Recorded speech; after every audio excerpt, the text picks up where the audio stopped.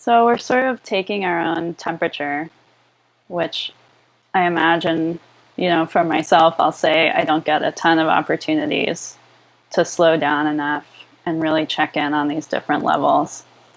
Um, and it can feel really nice to really see it and really feel it, even if what we're feeling is not so pleasant.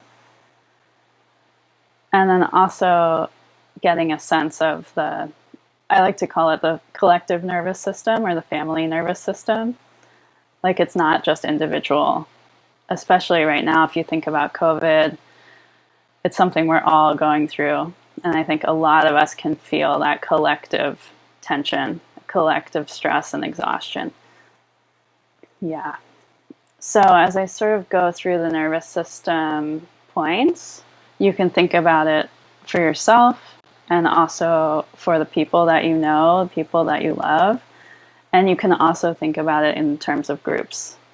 Like, what does my family tend towards? Or what does my school tend towards? Or my city? Or my country?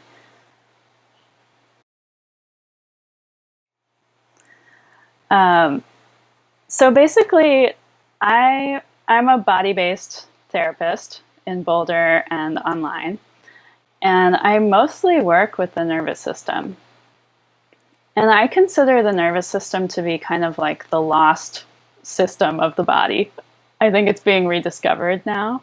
But for some reason, I never really heard about it. I never learned too much about it until pretty recently. And I was pretty deep into meditation and yoga. And what I've found from my perspective is that the nervous system is the key to understanding how we react to stress. So I think of the nervous system really as the stress or safety system. Like when we're feeling safe, our nervous system is what tells us, okay, it's time to digest. It's what allows us to rest. It's what allows our eyes to relax and our voice to relax. It allows us to feel connected to other people. It allows us to have energy to get things done, and then to have calm to come down at the end of the day. And it's the system that, when we're under threat, allows us to fight back, or run away, or freeze up. It keeps us safe.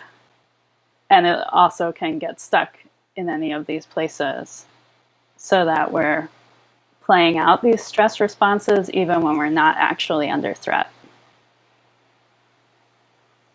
So to me, dealing with stress is all about dealing with the nervous system and getting to know, how does my nervous system tend to react to stress? What is it like? What can I do for it? So there's basically 4 stages to the nervous system, and I'm going to go through each one.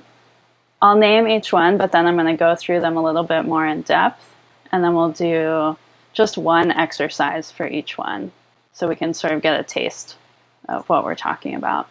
And that'll be a little bit of like breath movement type of exercise. So the stages are social engagement, which is what keeps us connected to other people. And the dark side of social engagement is fawning or fitting in. And I'll come back to that. The next stage is fighting. Fight, like they call it fight and flight. So there's fight and flight, and the last one is freeze or playing dead. Yeah. And there's positive and negative sides to each of these.